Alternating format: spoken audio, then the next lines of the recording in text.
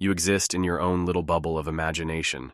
It's soft, it's cozy, it's padded with thoughts so deep they could drown a philosopher.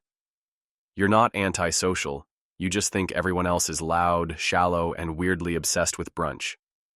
The world tells you to get out there and make connections, like it's handing out flyers to a party you never wanted to attend. You'd rather connect the dots in your head than connect with Janet from accounting who wants to talk about her air fryer. You're an intuitive introvert, which sounds fancy, but mostly means you can't focus on reality because your brain is too busy predicting possible alternate timelines in which you said something cooler in that conversation from 5 days ago. You walk into a room and instantly read the vibe like some kind of emotional meteorologist. Everyone else is chatting about the weather, and you're silently unraveling Karen's childhood trauma from across the room just by how she sips her coffee. Small talk is a crime against humanity. Someone asks how your weekend was, and you freeze because you're unsure whether to say fine or unpack your existential dread about how time is passing faster every year. You say fine, of course, but inside, you die a little. You know what would be better? Sitting in comfortable silence with someone who understands that your presence is the gift. But those people are rare and mostly fictional. People mistake your quiet for shyness, arrogance, or plotting something. You just don't feel like talking. Talking takes effort. Half the time, it's easier to just nod and hope they go away. The other half, you're staring off into the middle distance because your brain wandered into a thought maze with no clear exit.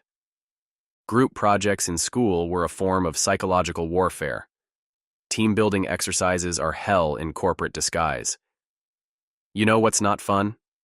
Collaborating with 4 people who all think intuitive means you're going to do the emotional labor of understanding them while they toss out half-baked ideas like confetti.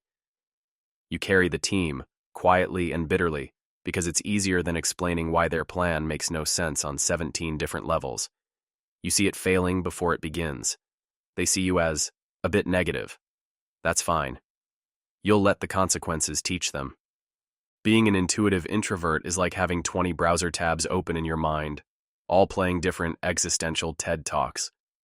And the Wi-Fi is emotional intuition, so you can't just shut things off. You walk into a room and immediately feel the tension between 2 coworkers, realize your friend is lying about being fine, and sense that someone, somewhere, is about to have a breakdown. You try not to let it in, but it seeps through anyway, like glitter.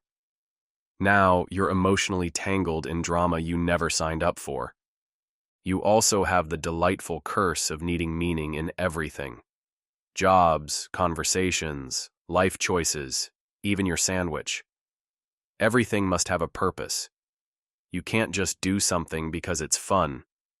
You need it to align with your core values, spark your imagination, challenge your intellect, or make the universe feel slightly less chaotic.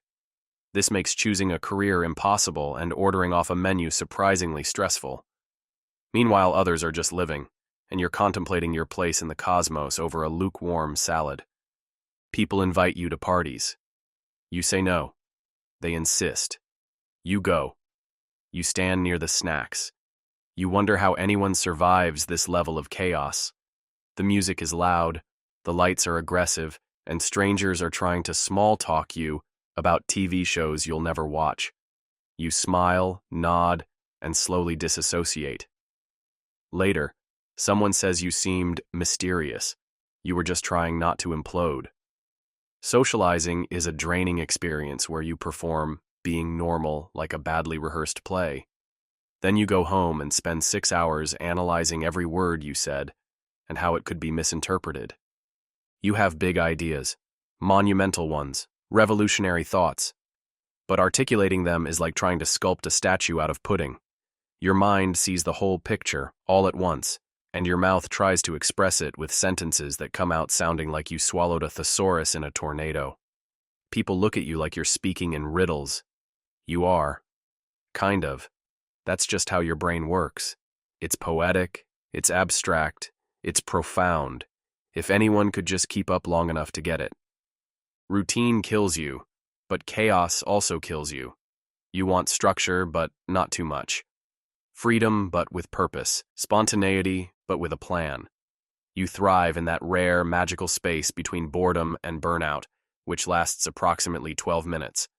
Then it's back to feeling like your soul is either suffocating or screaming.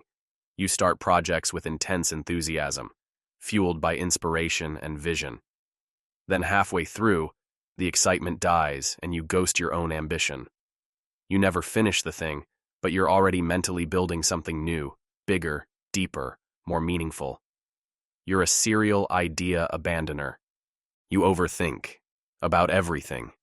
You say thank you, then immediately wonder if it sounded sarcastic. You walk away from a conversation and replay it on loop, analyzing tone, word choice, facial expressions, and subtext like a one-person FBI behavioral unit. You craft entire arguments in your head for conversations that never actually happen.